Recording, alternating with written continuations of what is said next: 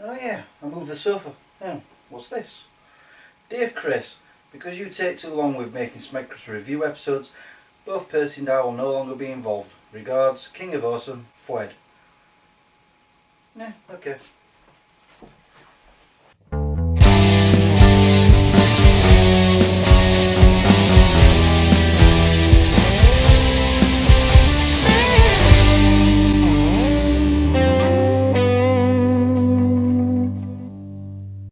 Welcome to another episode of SmegChris Review. I'm sorry it took so long, but I have been waiting a long time for a decent film to be shown. So long in fact that I've moved my sofa, and so I have to do this video standing up. I think.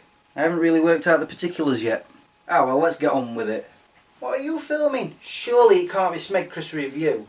It sure is. I'd like to say that I'm starting with the trailer, but I'm pretty sure everyone has already seen all the necessary ones by now. The next Avengers film, Jurassic World, and of course the next Star Wars. So I don't have to show any of those, although I will say that I'm excited to see all three.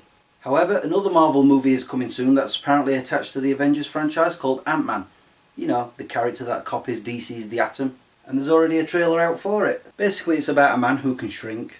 Over the past year I've heard a lot of people saying, why this character? Because not many people know who he is. I'm one of them. But don't forget, before Iron Man came out people were saying, who? And so far the majority of the Avengers franchise has been good. Just look at Guardians of the Galaxy, a part of the Avengers franchise, with not one Avenger in sight. But we'll see. Where are Fwed and Percy? They're usually here making a nuisance of themselves. According to the note they left, they're no longer going to be on the review show, which is fine by me. Let's get straight into movie reviews. Yep, I have two. First up is Dumb and Dumber 2. Straight away, it feels like the characters haven't been missing for 20 years. And they're as dumb as always.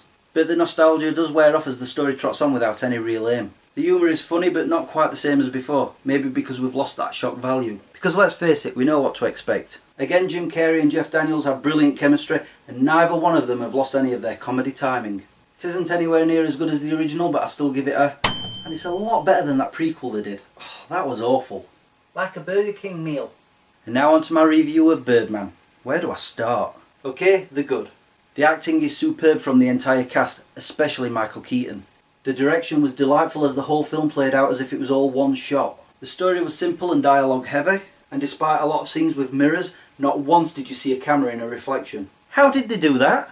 However, there's also bad things. The story may have been simple, but it went on for far too long. I checked my watch numerous times. Where's it gone?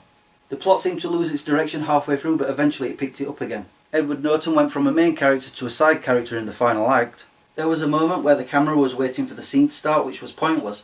But the worst thing, the most annoying part of the whole film, the drum score. From the beginning to the end it grated me. It was clever in the way it worked with the titles and the beat of the story, however it got too loud, too boisterous and distracted you from the film itself. To be honest, the film would have worked a whole lot better without any music at all. After all is said and done, I did enjoy the movie, I just won't be watching it again. Unless of course they get rid of that drum music. In the end I give it a, and that's because of the brilliance of the acting and the direction. And now I'm going to wrap up with my top 10 films of 2014. There's not really that much to choose from as I've not been going to the cinema much, but here goes. At 10th place, Dumb and Dumber 2. I told you I didn't have that much to choose from. At 9th, Hercules with Dwayne "The Rock" Johnson. I still think that's a stupid name. Sounds like a cheap condom. In 8th, we have Sin City: A Dame to Kill For. Or is it Die For? Or Die Hard? I get confused with that title. In 7th is the Liam Neeson thriller Non-Stop, until it got to the end credits. At 6th is Teenage Mutant Ninja Turtles. Not that one. Oh, that one, the new one. Thank you. Editors. Oh wait, that's me.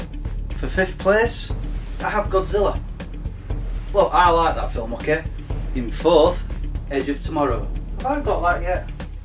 And it seems Marvel has stolen the last 3 places. In 3rd, X-Men Days of Future Past. That's the title, right? 2nd place, Captain America: The Winter Soldier, despite it being out in the summer. And in 1st place, and rightly so, Guardians of the Galaxy. What a film. Cloudwood! Uh-oh. What's happening? Cloudwood, turn us up! So you didn't write a note saying that you won't be on the review show anymore? We're gonna hook you up, Clone One. Clone One, you'd better run. Some things never change. It's time for me to go. Until the next time, peace out. I should never have moved that couch, my legs are aching. I'd like to say that I'm starting with the trailer, but I'm pretty sure everyone's already seen. However, another Marvel movie that supposedly ties in with the Avengers is coming soon, called Ant-Man. You know, the character that copies. Just look at Guardians of the Galaxy, a part of the Avengers franchise, without any of the... where are Fred and Percy? They're usually here making a news of some... Again, Jim Carrey and Jeff Daniels have brilliant chemistry, and neither one of them have lost any of their comedy timing. Sorry, I'm getting distracted by the fact that my hands are moving about here, but under the frame, so you can't see. So it looks like I'm just doing something wrong. It was clever in the way it worked with the titles and the beat of the story. However, it got too loud, too boisterous, and potatoes.